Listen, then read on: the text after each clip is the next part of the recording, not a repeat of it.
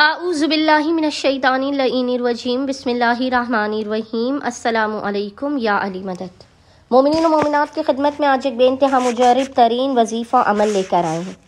اس وظیفے عمل کو مومنین و مومنات نے خصوصی طور پر ماہ جمادی الاول کے آخری 2 دنوں میں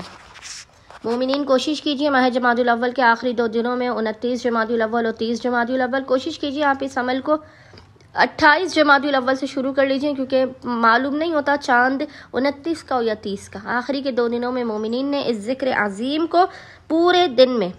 چلتے پھرتے اٹھتے بیٹھتے وضو بے وضو کسی بھی وقت آپ نے اس وظیفے ذکر کو پڑھتے رہنا ہے، کثیر تعداد میں اس کو اپنا ورد زبان رکھنا ہے۔ یہ ماہ جمادی الاول کے آخری 2 دنوں کا بادشاہ ترین وظیفہ عمل ہے، جو آپ کو ساری عمر ساری زندگی نہ ملا، وہ آپ کو اس وظیفے عمل سے ملے گا۔ آپ اس وظیفے عمل کو لازماً کریں، آپ کا مقدر بدل دیا جائے گا۔ اگر آپ کی زندگی میں بے انتہا مسائل و پریشانیاں، آپ مایوس ہو چکے ہیں، آپ اس عمل و وظیفے کو کریں۔ خداوند متعال آپ کی ہر مایوسی اور ہر پریشانی کو آپ کی زندگی سے دور کر دے گا۔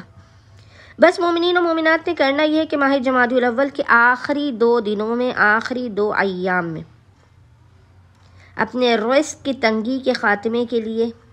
اپنے گھر کے لیے، گاڑی کے لیے، مکان کے لیے، اپنے کاروبار میں برکت کے لیے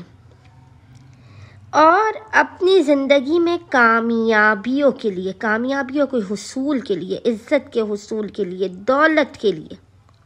اور اگر آپ چاہتے ہیں کہ آپ کا دشمن ذلیل و خوار و رسوا ہوتا رہے مسلسل،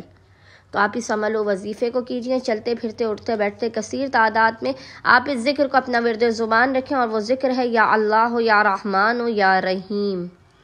یا اللہ ہو یا رحمان ہو یا رحیم، یا اللہ ہو یا رحمان ہو یا رحیم۔ اس ذکر کو آپ کثیر تعداد میں پڑھتے رہیں، انشاءاللہ تعالی خداوند متعال اس ذکر عظیم کی برکت سے، محمد و آل محمد کے حق کی برکت سے، اور ماہ جمادی الاول کے اس بادشاہ وظیفے کی برکت سے آپ کے ہر بگڑے ہوئے کام کو بنا دے گا اور آپ کے اپنے خزانے سے بے پناہ نواز دے گا۔ اللہم صلی علی محمد و آل محمد وعجل فراجہم اجمعین۔